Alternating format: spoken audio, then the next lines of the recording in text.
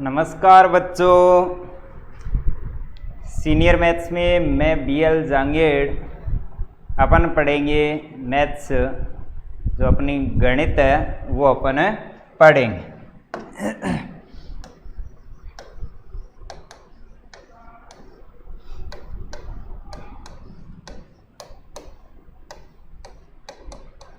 बात करते हैं अपन सीनियर मैथ्स की, ठीक है। तो सीनियर मैथ्स में जो RBSC पेपर पैटर्न है, राजस्थान बोर्ड सेकेंडरी एजुकेशन, इसके अनुसार आपके टोटल 16 चैप्टर है।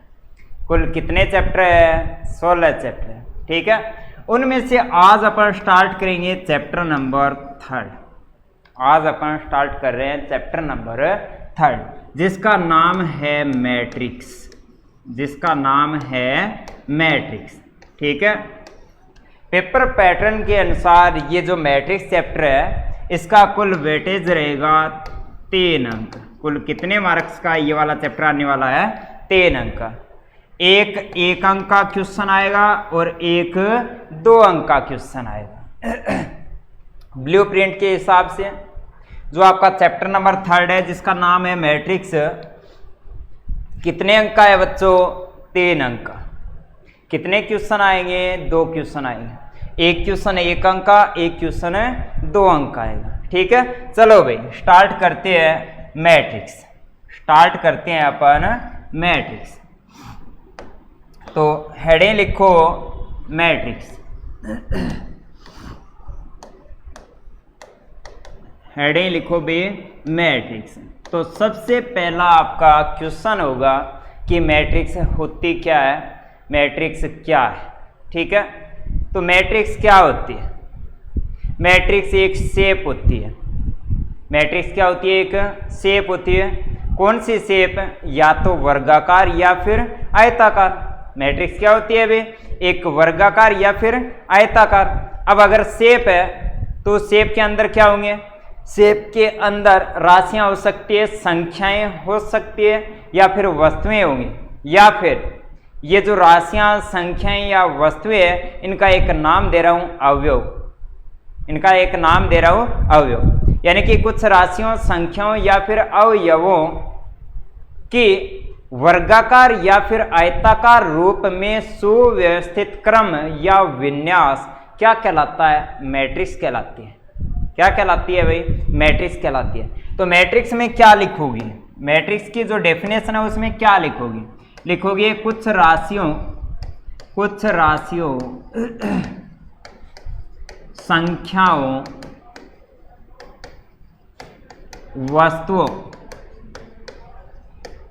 वस्तुओं और इन सब का नाम क्या होता है? अवयव। वस्तुओं या अवयवों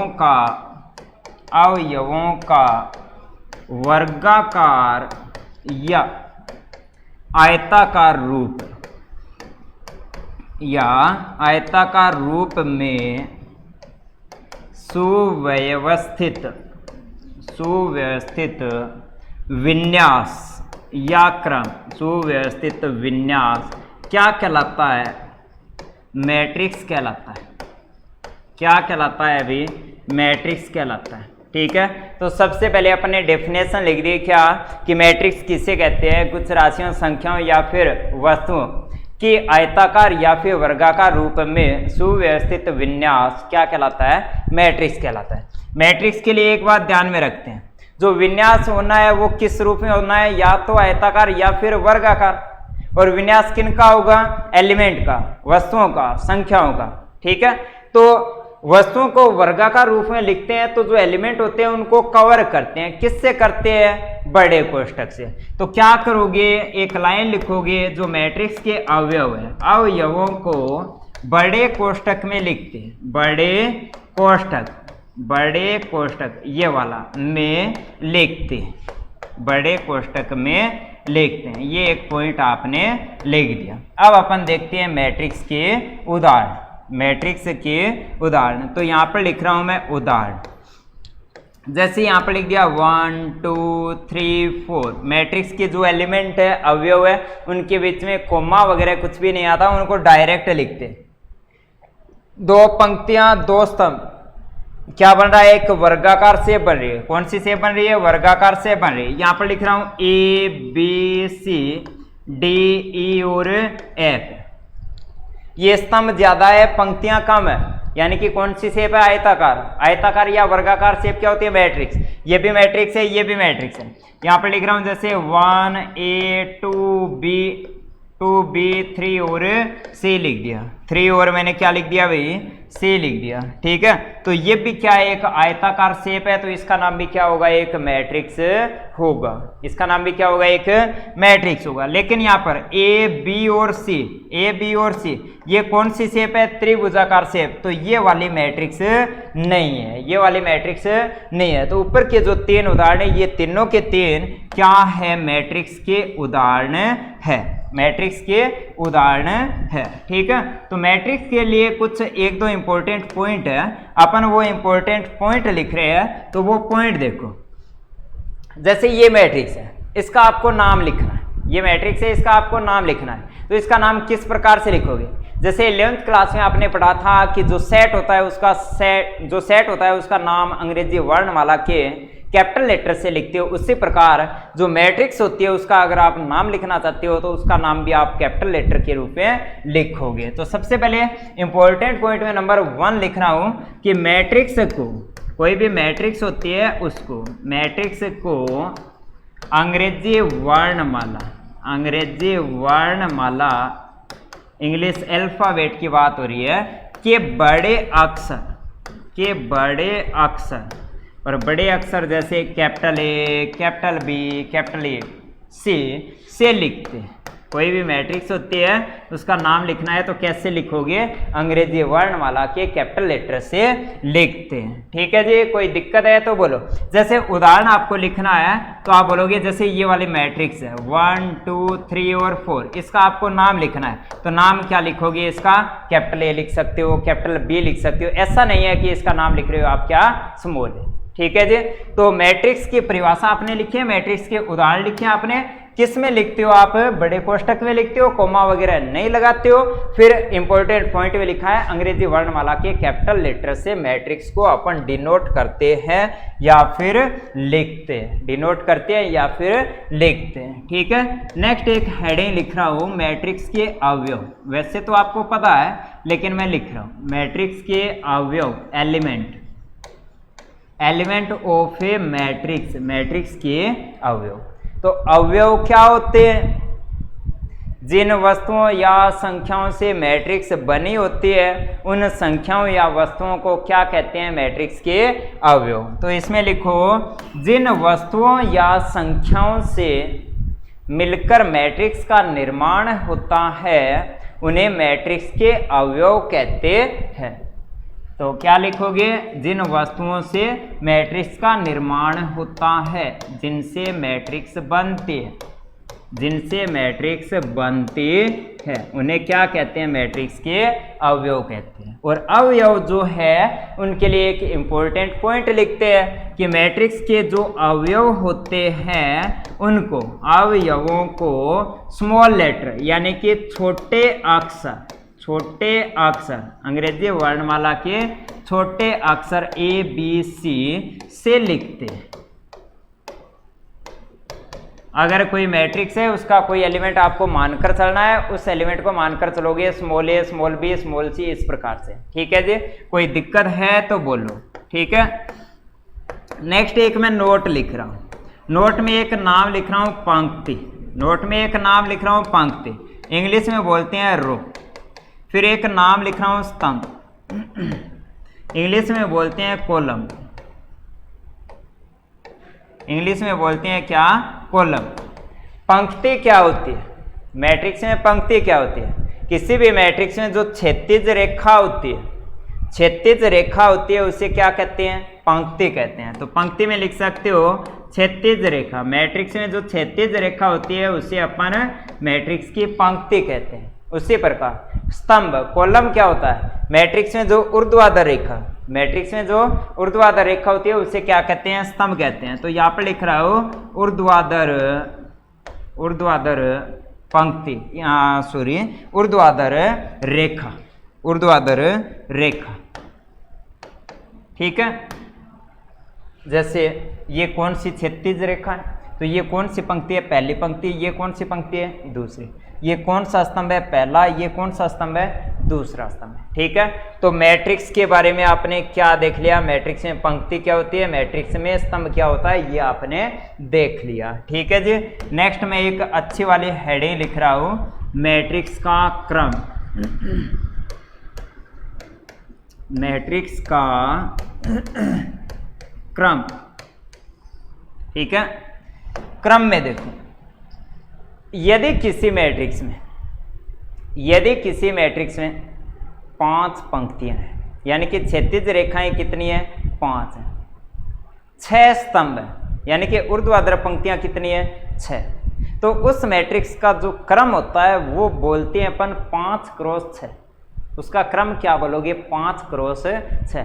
पहले पंक्ति की संख्या, फिर स्तंभों की जो संख्या होती है वो लिखते हैं, बीच में क्रॉस लगाते हैं, मल्टीपल नहीं करना लेकिन क्रॉस लगाते हैं। क्रॉस का अर्थ यही है कि पहले जो लिखे है उतनी तो पंक्तियां है, बाद में जो लिखे है उतनी संख्या में क्या है, स्तंभ, कॉलम है, मल्टीपल नहीं करना आपको। तो क्या लिखोगे, यदि मैट्रिक्स में क्या पंक्तियां कितनी है, m है, स्तंभ कितने हैं, n है, तब मैट्रिक्स का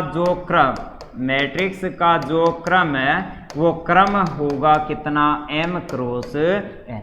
यदि किसी, क्या लिखोगे इसमें, यदि किसी मैट्रिक्स में, नोट्स आप साथ साथ बनाते जाओ भी, जो डाउट आता है वो कमेंट सेक्शन में आप पूछ सकते हो। ठीक है जी, कोई दिक्कत है तो आप पूछ सकते हो। क्या लिखोगे, यदि किसी मैट्रिक्स में पंक्तियों की संख्या m और स्तंभों की संख्या n है, तब उस मैट्रिक्स का क्रम क्या होगा, m×n। इनका मल्टीपल नहीं करना, इसको डायरेक्ट ऐसे छोड़ना है, m×n। इसका अर्थ होता है पहले जो संख्या लिखी है वो बताती है मैट्रिक्स में नंबर ऑफ रो, यानी कि पंक्तियों की संख्या, और बाद में लिखा है वो नंबर ऑफ कॉलम, यानी कि स्तंभों की संख्या, कि उस मैट्रिक्स में इतनी पंक्तियां और इतने स्तंभ। ठीक है जी।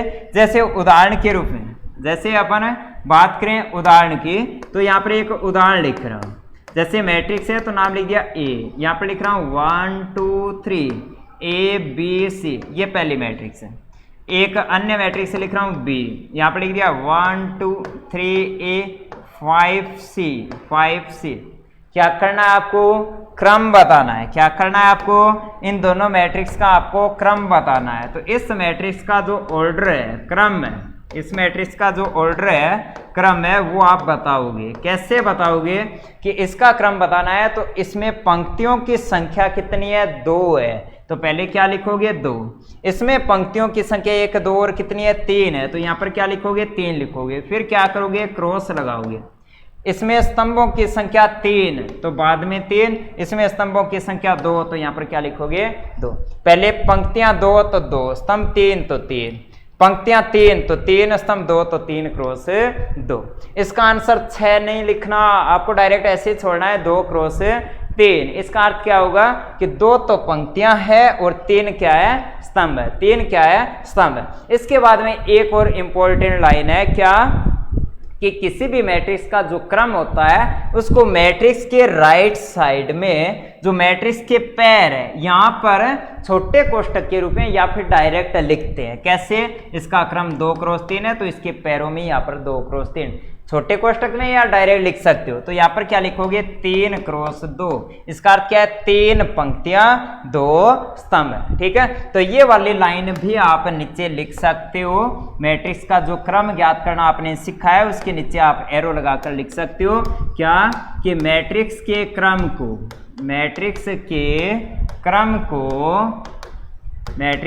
क्रम को आगे आप लिख सकते हो। क्या, मैट्रिक्स के क्रम को मैट्रिक्स के दाईं और नीचे पैरों में लिखते हैं।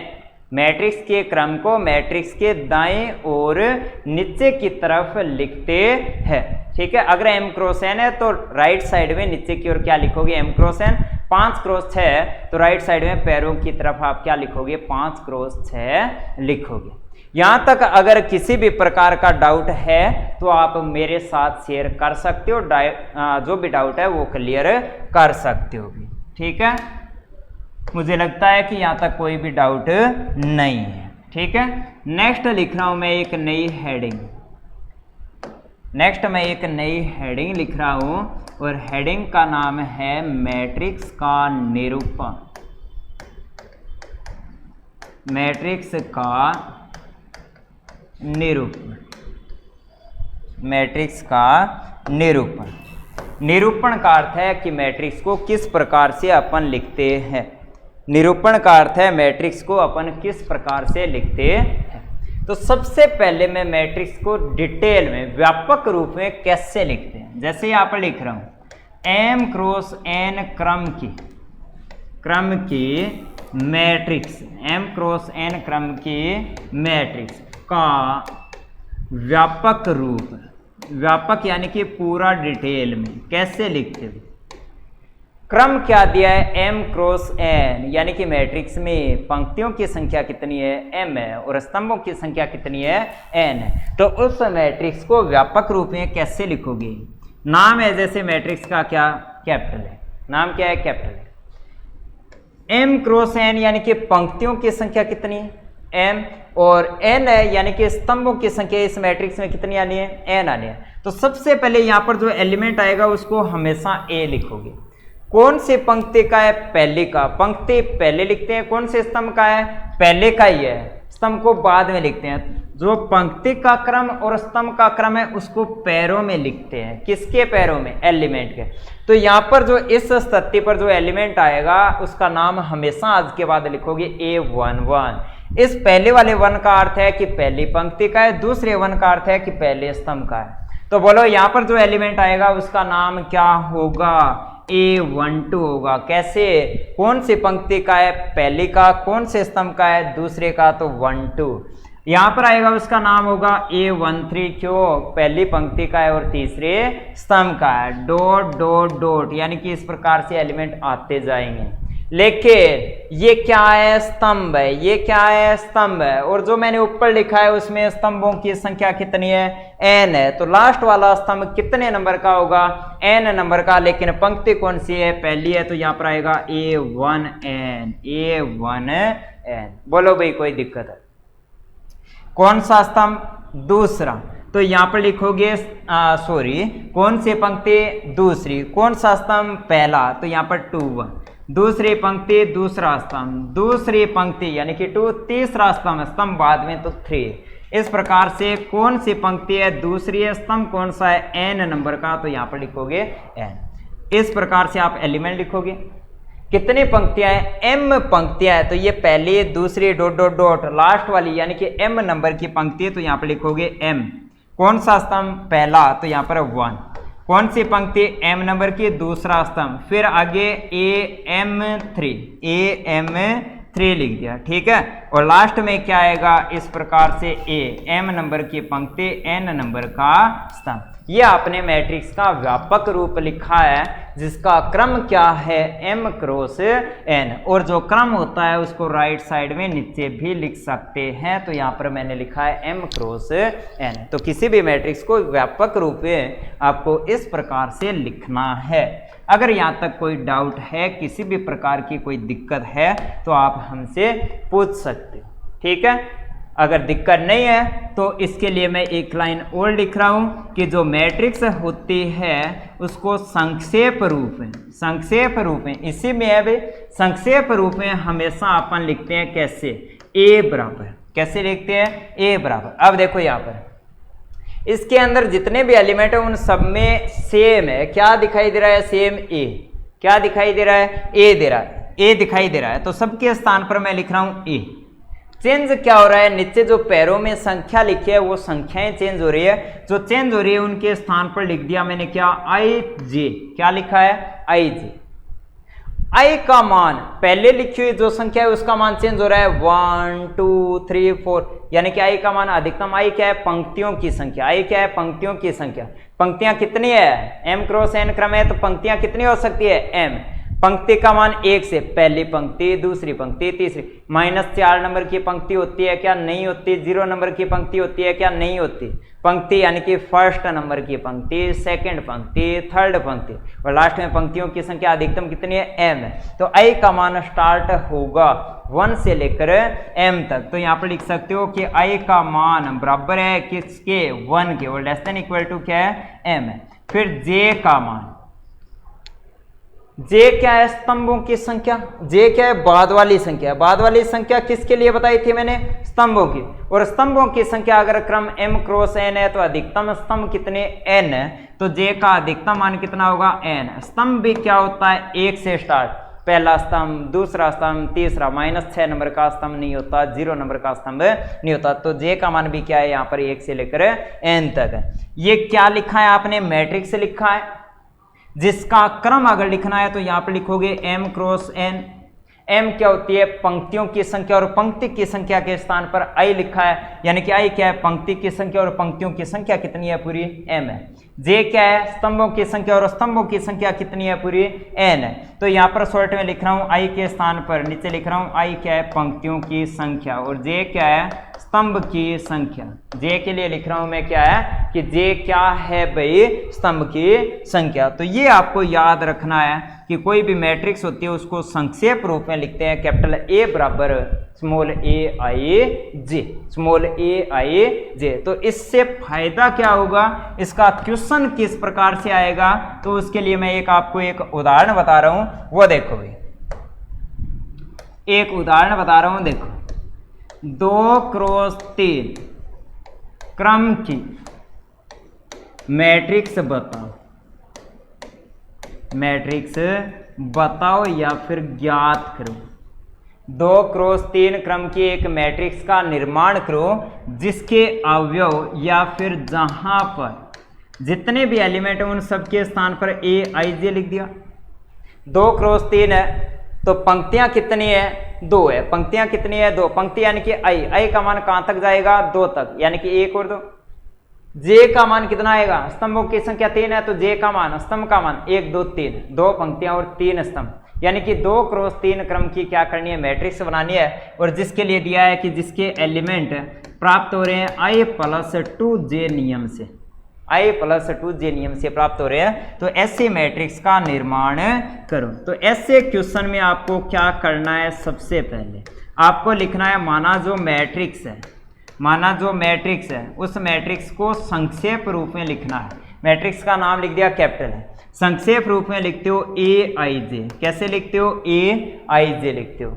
नीचे क्या लिखते हो? क्रम। क्रम क्या दिया है आपको क्वेश्चन में? 2 क्रॉस 3, तो यहाँ पे लिखोगे 2 क्रॉस 3 लिख दिया। क्या लिख दिया? 2 क्रॉस 3। फिर नीचे समझने के लिए मैं एक बार लिख रहा हूं इसका व्यापक रूप डिटेल में। 2 पंक्तियां और 3 स्तंभ है, तो यहाँ पर पहली पंक्ति है ना, कौन सी पंक्ति है? पहली पंक्ति है। तो सबके स्थान पर क्या लिख दिया? एक बार जैसे a लिख दिया मैंने। क्या लिख दिया? a लिख दिया। अब नीचे इसका क्रम लिखना है ना। तो ये कौन सी पंक्ति है? पहली। और पंक्ति का क्रम पहले लिखते हैं तो पंक्ति के लिए 1 लगा दिया, 1 लगा दिया, 1 लगा दिया। ये कौन सी पंक्ति है? दूसरी। तो यहाँ पर पहले क्या लिखो? ये पंक्ति के स्थान पर 2 लिख दिया। ठीक है। अब ये कौन सा स्तंभ है? पहला स्तंभ है। स्तंभ के स्थान पर 2 नंबर पर लिखते हैं स्तंभ। कौन सा स्तंभ है? पहला, तो 1 1। कौन सा स्तंभ है? दूसरा, तो 2 नंबर पर कौन सा स्तंभ है? 2 है, तो दूसरा है तो क्या लिखोगे? 2। कौन सा स्तंभ है? तीसरा, तो यहाँ पर 3, यहाँ पर भी क्या लिखोगे? 3। क्रम क्या है? 2 क्रॉस 3। ये आपको चाहिए, ये आपको मैट्रिक्स ज्ञात करना। अगर मैट्रिक्स चाहिए तो आपको a11 का मान चाहिए, a12 का मान चाहिए, a13 का मान चाहिए, 21 का मान, 22 और a23 का मान चाहिए। और ये मान ज्ञात करने हैं। ये मान आप ज्ञात करोगे कहाँ से? यहाँ से। ठीक है। तो क्या लिखोगे? चूंकि नीचे लिख रहा हूं a i j का मान आपको दिया है i plus 2j, i plus 2j। तो आपको क्या चाहिए? आपको चाहिए a11। तो आप लिखोगे अतः a11 बराबर a12 बराबर a13 बराबर a21 बराबर a22 बराबर a23 बराबर, इन सब का मान ज्ञात करना है। i के स्थान पर 1 है, j के स्थान पर 1 है। i के स्थान पर 1, j के स्थान पर 1 रखो तो 1 प्लस 2 गुणा 1 कितना आएगा 3 आएगा। i के स्थान पर 1, j के स्थान पर 2 रखो तो 1 प्लस 2 गुणा 2 बराबर कितना आएगा 5 आएगा। i के स्थान पर 1, j के स्थान पर 3 रखो क्या आएगा 1 प्लस 2 गुणा 3 यानी कि 7, यहाँ पर 2 प्लस 2 गुणा 1 बराबर 4, यहाँ पर आएगा 2 प्लस 2 गुणा 2 यानी कि कितना आएगा 6 और यहाँ पर आएगा 2 प्लस 2 गुणा 3 यानी कि कितना आएगा 8 आएगा। कितना आएगा भाई 8 आएगा। आपने सब एलिमेंट ज्ञात कर लिए और ज्ञात कर लिए तो लास्ट में लिखोगे अतः मैट्रिक्स, अतः मैट्रिक्स, और जो मैट्रिक्स है उसका नाम आपने लिखा है कैपिटल ए, वो प्राप्त हो रही है 6 के 6 एलिमेंट यहाँ पर रखो कितने 3 5 7, 3 5 7, फिर 2 1 कितना है 4 6 8 तो 4 6 8, इसका क्रम कितना है 2 क्रॉस 3। ये आपका फाइनल जो रिजल्ट है, फाइनल जो आपका आंसर है वो आंसर आ गया। यहाँ तक कोई दिक्कत है तो बोलो भाई। अगर यहाँ तक किसी भी प्रकार की कोई दिक्कत है तो आप क्लियर कर सकते हो, कोई डाउट है तो आप पूछ सकते हो। ठीक है, तो आज की क्लास में अपन ने अब तक क्या पढ़ा है, आज की क्लास में अपन ने अब तक क्या पढ़ा है वो अपन एक बार फिर से थोड़ा सा रिपीट कर रहे हैं जी। ठीक है, सबसे पहले आपने पढ़ा था आज की क्लास में क्या, मैट्रिक्स की परिभाषा। तो बताओ मैट्रिक्स की परिभाषा आपने क्या लिखी, कुछ संख्याओं अवयवों राशियों या राशियों की वर्गाकार या फिर आयताकार रूप में सुव्यवस्थित विन्यास क्या कहलाता है, मैट्रिक्स कहलाता है। जो एलिमेंट होते हैं उनको बड़े कोष्ठक में लिखते हैं, बीच में कोमा वगैरह कुछ भी नहीं लिखते। जो मैट्रिक्स होती है उसको अंग्रेजी वर्णमाला के बड़े अक्षरों से लिखा जाता है। ठीक है, नेक्स्ट आपने लिखा था मैट्रिक्स के अवयव। तो इसके लिए आपने लिखा था क्या कि जिन राशियों या संख्याओं से मैट्रिक्स का निर्माण होता है उन्हें एलिमेंट कहते हैं, अवयव कहते हैं, किसके, मैट्रिक्स के। और जो एलिमेंट होते हैं उनको स्मॉल लेटर से लिखा जाता है, अंग्रेजी वर्णमाला के स्मॉल लेटर से लिखा जाता है। फिर उसके बाद में आपने नोट में लिखा पंक्ति और स्तंभ। पंक्ति क्या होती है, क्षैतिज रेखा, और स्तंभ क्या होती है, ऊर्ध्वाधर रेखा होती है। फिर आपने एक हेडिंग लिखी थी मैट्रिक्स का क्रम, मैट्रिक्स का क्रम। क्रम में आपने लिखा था यदि किसी मैट्रिक्स में पंक्तियों की संख्या m है और स्तंभों की संख्या क्या है, n, तो ऐसे मैट्रिक्स का क्रम क्या होगा, m क्रॉस n। m क्या होता है, पंक्तियों की संख्या, और n क्या थी, स्तंभों की संख्या होती। ठीक है, फिर आपने आज की लास्ट हेडिंग लिखी थी मैट्रिक्स का निरूपण, और उसमें आपने लिखा था कि किसी भी मैट्रिक्स में यदि m पंक्तियां और n स्तंभ है तो उस मैट्रिक्स को व्यापक रूप में A11, A12, A13, A21, A22, A23, A31, A32, A33 इस प्रकार से लिख सकते हो। और संक्षेप रूप में आपने लिखा था A बराबर AIJ, और यहाँ पर क्रम लिखा था आपने m क्रॉस n लिखा था। क्रम को राइट साइड में पैर में लिखते हैं। ठीक है, और इस पर आधारित अपन ने एक क्वेश्चन भी देखा है। नेक्स्ट क्लास में अपन देखेंगे types of matrix. Next class में अपन पढ़ेंगे क्या, टाइप्स ऑफ मैट्रिक्स। ठीक है, किसी भी प्रकार का डाउट हो तो आप पूछ सकते हो। ठीक है, आज के लिए इतना ही, धन्यवाद, पढ़ते रहो, मस्त रहो।